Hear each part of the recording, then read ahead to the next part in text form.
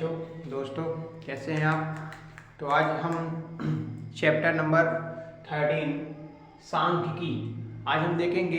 इसके महत्वपूर्ण प्रश्न जो लगातार बोर्ड एग्जाम में आते रहते हैं और कई बच्चों को बहुत प्रॉब्लम होती है सांख्यिकी के सवालों को सॉल्व करने में। तो देखते हैं आज हम बहुत आसान तरीके से बताते हैं।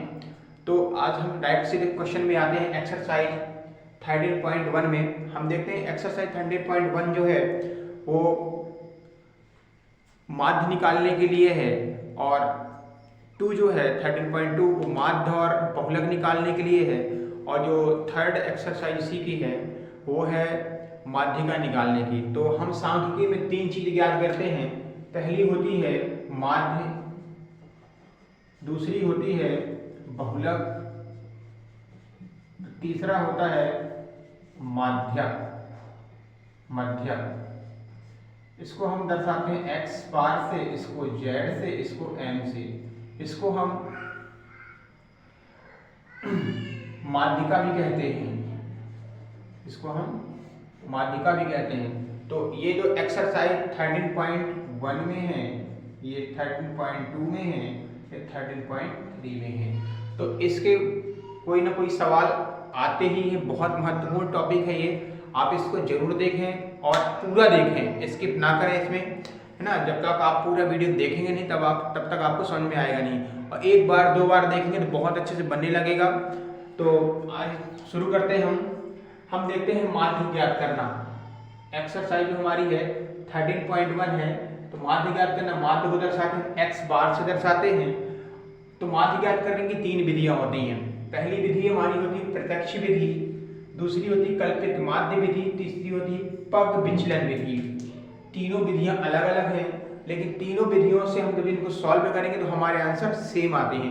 जैसे मैं आपको बताया था कि जो चैप्टर नंबर 3 है 2 चर वाले रैखिक समीकरण, उसमें रैखिक समीकरण को हल करने की 3 विधियां मैंने बताई थी। तीनों विधियों से हल करोगे आंसर हमारे एक ही जैसे आते हैं। उसी प्रकार ये भी है, समान माध्य है, माध्य में 3 विधियां हैं, तीनों विधियों से हल करेंगे हमारे आंसर एक जैसे आएंगे।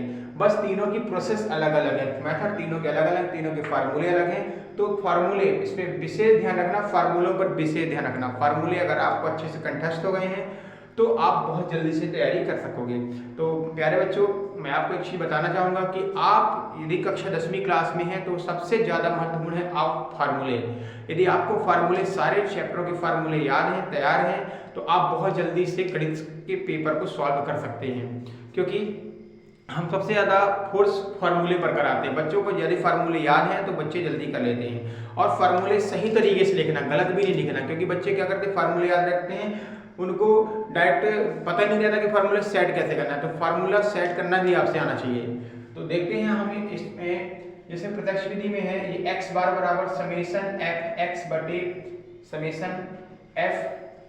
कल्पित माध्य में है x बार बराबर a plus summation f d बटे समेशन f। यहाँ पर d जो होता है, d निकालना पड़ता है। d की निकालने का तरीका होता है x माइनस a, और a जो होता है कल्पित माध्य होता है। कल्पित माध्य का मतलब जैसे हमने लिखा 1 2 3 4 5 6। अब इसमें कल्पित माध्य क्या होगा, 7।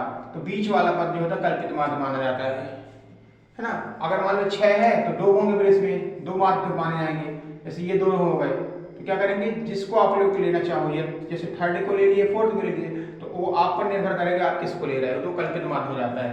उसी प्रकार है ये पद विचलन है। इसमें x बार बराबर a plus summation f u बटे समेशन f गुणित h। h अंतराल कहलाता है, जो आपका वर्ग अंतराल दिया होता है उसके बीच में जो अंतर होता है। जैसे लिखा है 2 से 5। अब इसके बीच में कितने का अंतर है, तो इसके बीच में 3 का अंतर, h का मान 3 कहलाया जाता है। और यहाँ पर u निकालने का तरीका होता है x माइनस a बटे h, और a तो कल्पित माध्य मैंने आपको बताया है।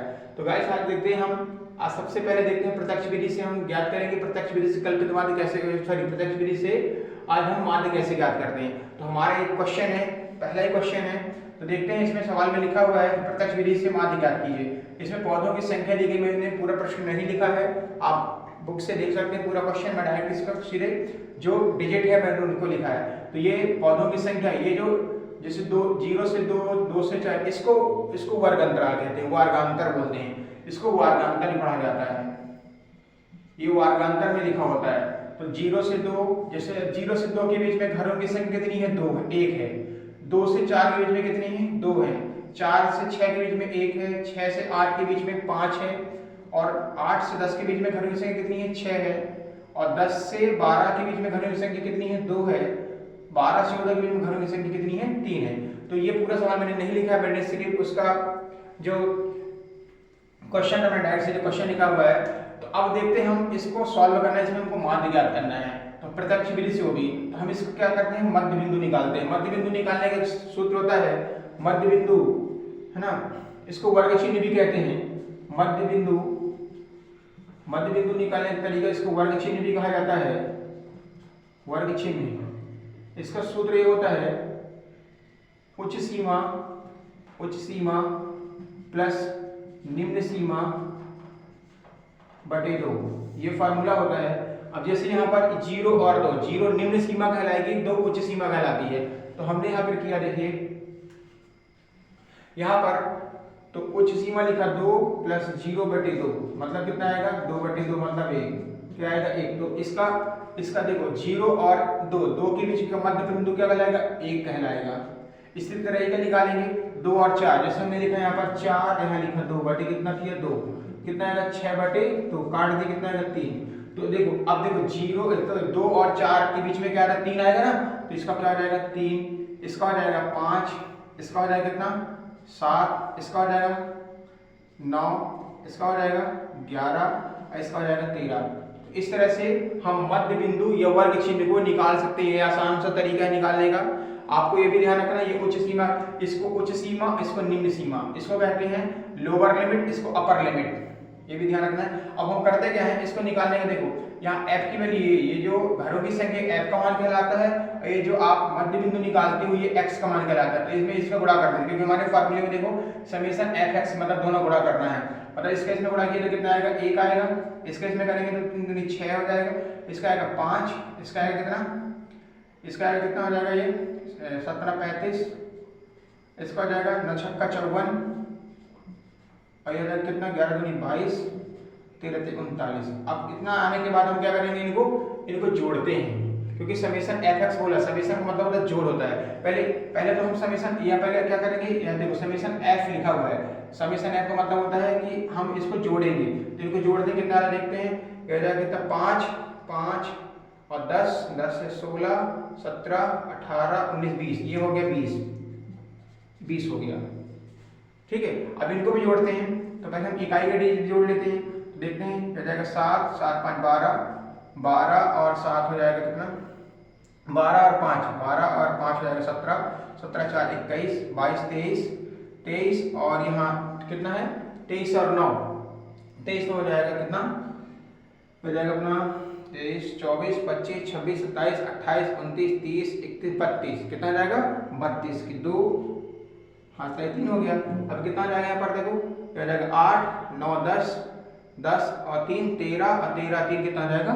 16। तो 162 आ गया, है ना। इस तरह से हम इनको आसानी जोड़ सकते हैं। अब हमको करना क्या है? सिर्फ फार्मूले मान रखना है। तो फार्मूला क्या है? x बार बराबर क्या लिखा है?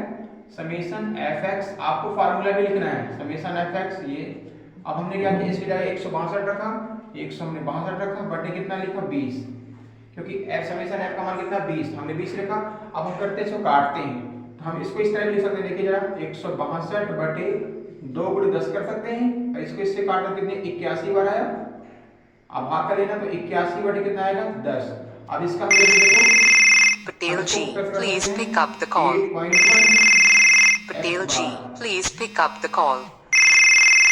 Patel ji, please pick up the call.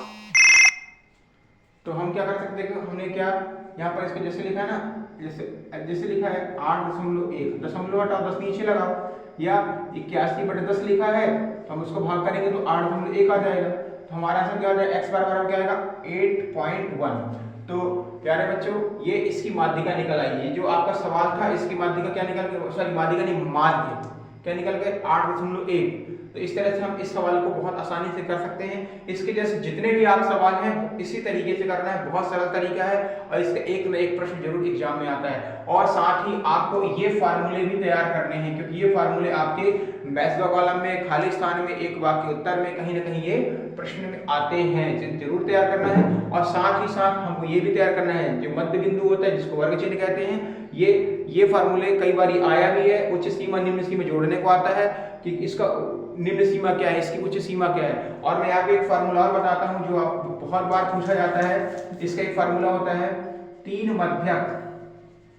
मध्यक बराबर 2 माध्य प्लस 1 बहुलक। ये जो फार्मूला है कई बार विकल्प में पूछा गया, खाली स्थान में पूछा गया। इसमें क्या लिखा है, जैसे 3 मध्यक लिखा है, ठीक है, अब इसमें बीच का पद गायब कर दिया है और तीसरा पद दिया है, तो आपको खाली स्थान में आ जाएगा। कहीं ना कहीं प्रश्न आता ही रहता है, इसलिए आपको इस प्रश्न को भी तैयार करना है। तो प्यारे बच्चों, दोस्तों, अगर आपको ये क्वेश्चन मेरा समझ में आया है तो आप शेयर करें, लाइक करें और जरूर देखें ना, ताकि आपको बहुत मदद मिल सके। तो आज के लिए इतना ही, तब तक के लिए धन्यवाद, शुभ रात्रि। कि प्रत्यक्ष विधि से हम किस तरह से माध्य ज्ञात करते हैं, तो आज हम देखते हैं कल्पित माध्य विधि से किस तरह से माध्य ज्ञात किया जाता है। तो दोस्तों, आज डायरेक्ट हम चलते सीधे अपने सवाल पर। हमने कल आपको इस मेथड का प्रश्न बताया था और आप इसके क्वेश्चन उसी के अकॉर्डिंग किए भी होंगे। आज हम देखते हैं कल्पित माध्य विधि से किस तरह से हम माध्य ज्ञात करते हैं। तो इसमें ये हमारा क्वेश्चन है, क्वेश्चन नंबर 9 है, 13.1 का ही, हालांकि क्वेश्चन नंबर 9 ही चल रहा है अभी। तो ये देखते, ये बहुत बार प्रश्न आ चुका है, ये क्वेश्चन कई बार आया है, तो आप इसको मोस्टली समझना, ये क्वेश्चन कई बार पूछा जा चुका है। क्वेश्चन में साक्षरता दर है, मैं थोड़ा क्वेश्चन भी पढ़ के आपको बता देता हूँ। क्वेश्चन हमारा ये लिखा हुआ है कि निम्नलिखित सारणी 35 नगरों की साक्षरता दर प्रतिशत में दर्शाई गई है, माध्य साक्षरता दर ज्ञात कीजिए। तो 35 नगरों की साक्षरता दर दर्शाई गई है, तो आपको इसमें माध्य बताना है। ये क्वेश्चन है हमारा, तो इसको हम कल्पित माध्य विधि से ज्ञात करेंगे। तो इसमें जो ये पहले इसमें टोटल करेंगे तो कितना आएगा, टोटल इसका 35, इसमें योग लिख लेते हैं, हम योग करना होता है। तो यहाँ पर कितना आ जाएगा, यहाँ पर ये हो जाएगा 11, 21, 22, 23, 24, 25, 26, 27, 27 और 8 हो जाएगा 35। तो मतलब समेशन F बराबर कितना आ जाएगा 35। ये तो हमने लिख लिया डायरेक्ट से, है ना, क्योंकि इसमें क्वेश्चन नहीं बोला है। तो ये क्वेश्चन आप बहुत इंपॉर्टेंट समझना, वेरी IMP क्वेश्चन है ये। इस क्वेश्चन को आप जरूर पढ़ना, पढ़ के जाना। तो हम मध्य बिंदु निकालते, मध्य बिंदु निकालने का मैंने आपको तरीका बताया था। तो कैसे निकालते मध्य बिंदु, तो मध्य बिंदु निकालते हैं, ये निम्न सीमा और ये उच्च सीमा दोनों को जोड़ते हैं। तो इसको लिखा जाएगा जैसे 45 प्लस 55 बटे कितना हो जाएगा 2, तो हो जाएगा कितना आएगा 100 बटे 2, मतलब भाग करेंगे तो कितना 50। और आप वैसे भी समझ सकते हैं कि 45 और 55 के बीच में 50 होता है ना। तो यहाँ पर हमने इसका 50 आएगा, इसका कितना आएगा, इसमें देखो 55 और 65 के बीच में 60 आएगा, यहाँ पे कितना आएगा 65 और 75 के बीच में 70 आएगा, 75 और 50 के बीच में 80 आएगा और इसका आएगा कितना 90। तो इस तरह से हम x का मान निकाल सकते हैं। अब इसी x के मान में ही हमको कल्पित माध्य जोड़ना होता है। ये जो x का मान दिया होता है इसमें हमको कल्पित माध्य कैसे जोड़ते हैं, देखो जैसे यहाँ पर 1 2 3 4 5, ये 5 है, तो बीच का पद देखते हैं। बीच का पद मतलब ये है, ये बीच का पद है ना, तो हमने इसको क्या कर लिया, पूरा अंडरलाइन कर लिया, ये हमने इसको फोकस कर लिया, ये बीच का पद, ये a मान आ जाएगा, यही हमारा कल्पित माध्य, यही है हमारा कल्पित माध्य, ध्यान रखना, ये a है हमारा कल्पित माध्य। तो हम यहाँ a की वैल्यू लिख सकते हैं। कल्पित माध्य क्या हो गया हमारा, कल्पित माध्य हमारा हो गया क्या, a बराबर कितना आ जाएगा 70। ठीक है, अब देखते हैं, अब हमको d निकालना है। d की वैल्यू कैसे निकालते हैं, x माइनस a, मतलब x की वैल्यू ये है और a की वैल्यू कितनी 70। तो हम किस तरह से निकालते हैं, देखो तरीका बता दें आपको। जैसे x हमको d निकालना है तो x माइनस a लिखिए। अब x की वैल्यू यहाँ पे कितनी 50, तो हमने लिखा 50 माइनस कितना किया 70, तो कितना आएगा -20। तो इससे कितना आएगा -20 आएगा। इसको देखते हैं, हम लिखते हैं 60 माइनस कितना किया 70, कितना आएगा -10, तो -10 आएगा इसका। बहुत आसान तरीका है। अब देखो 70, तो 70 माइनस 70 करेंगे तो 0 आएगा। अब यहाँ पे देखो x की वैल्यू क्या रखेंगे 80, तो देखो 80 रख के देखो 80 माइनस 70 करेंगे कितना आएगा 10 डिफरेंस था, तो 10 आएगा, इसका आएगा कितना 20। तो इस तरह से d निकाला जा सकता है। d निकालने का बहुत आसान तरीका होता है, मैंने आपको बता दिया, आप भी कर सकते हैं इसको। अब देखते हैं हम d निकालने के बाद हम क्या करते हैं, d का गुणा किससे होता है, f नोट d से होता है, क्योंकि क्वेश्चन में देखो आप यहाँ लिखा हुआ है फार्मूले में f इंटू डी। आपको ये ब्लॉक भी याद रखना कि इसमें क्या निकालना है, क्योंकि हम जब फार्मूला देखते हैं फार्मूले में क्या क्या निकालना पड़ता है उसके अकॉर्डिंग हमको ब्लॉक बनाना पड़ता है। तो हम इसका इसमें मल्टीप्लाई करते हैं, क्योंकि एफ का मल्टीप्लाई किससे होगा, डी से होगा। तो इसका इसमें मल्टीप्लाई करके कितना आएगा, यहाँ पर -60 हो जाएगा। इसका इसमें करेंगे तो कितना आ जाएगा, ये आ जाएगा 0 0 और 1 मतलब माइनस, ठीक है। अब इसके बाद देखो 0 के इसमें मल्टीप्लाई करके कितना आएगा, यहाँ पर ये जाएगा पूरे 0, इसके इसमें मल्टीप्लाई करके 80 हो जाएगा, और इसके इसमें मल्टीप्लाई करके 60 हो जाएगा, ये हो गया, ठीक है। इस तरह से हम अब यहाँ पर देखते हैं, इसका भी करना पड़ेगा ना, क्योंकि समेशन FD करना पड़ेगा, क्योंकि क्वेश्चन में हमारा फार्मूले में क्या है, FD, मतलब इसका भी हमको टोटल करना पड़ता है। तो पहले हम क्या करेंगे, इन दोनों का लेते हैं टोटल। इन दोनों का टोटल कितना आएगा, 1 - 1 60 आएगा। इन दोनों का टोटल कितना आएगा, ये आएगा 140 आया। अब हम क्या करते हैं, देखिए यहाँ पर इसको थोड़ा लिख सकते हैं ऐसा, क्योंकि देखिए ये 1 - 160 है, या 140 है, तो -160 + 140 कितना आएगा, ओनली -20। तो FD की वैल्यू कितनी आ गई, -20। ये -20 किसकी वैल्यू आई हमारी, FD की वैल्यू -20 है। तो हम इसको इस तरह से लिख सकते हैं, ये FD की वैल्यू कितनी आ गई, -20। अब हम करने क्या है, हमको इस फार्मूले में मान रखना है। तो ये फार्मूला हमने लिखा, x बार बराबर a की वैल्यू भी लिखी जाएगी। a की वैल्यू देखो, a के प्लस में है, a प्लस है, इसके बाद ये लाइन खींची हुई है, और यहाँ लिखना क्या, समेशन FD बटे समेशन F। समेशन का मतलब होता है सिग्मा, सिग्मा का मतलब सभी पदों का योग होता है ना। अब हमने a की वैल्यू रखा, a की वैल्यू कितनी 70 रखा, प्लस, देखिए प्लस लगाएंगे, और FD की वैल्यू क्या है, -20, तो ब्रैकेट लगाएंगे, देखो ऐसे -20 लिखा, और यहाँ पर f की वैल्यू कितनी है 35, तो हमने 35 लिखा ऐसा। अब देखिए प्लस माइनस आएगा, 70 माइनस कितना जाएगा, यहाँ पर 20 अपॉन कितना जाएगा, 35 इतना किया। अब इसको हम काट सकते हैं, देखिए बिल्कुल काट सकते हैं ना। तो देखिए यहाँ पर ये देखो, ये रेशियो में नहीं है, ये रेशियो में लिखा गया, तो इसको हम 5 से काटेंगे तो कितना 4, इसको 5 से काटेंगे 7, तो कितना 70 - 4 अपॉन कितना जाएगा, यहाँ पर ये जाएगा 7, इस तरह से। अब हम करेंगे क्या, हम इसका डिवाइडेशन करेंगे, है ना। तो देखते हैं, इसका डिवाइडेशन करने पर आ रहा है,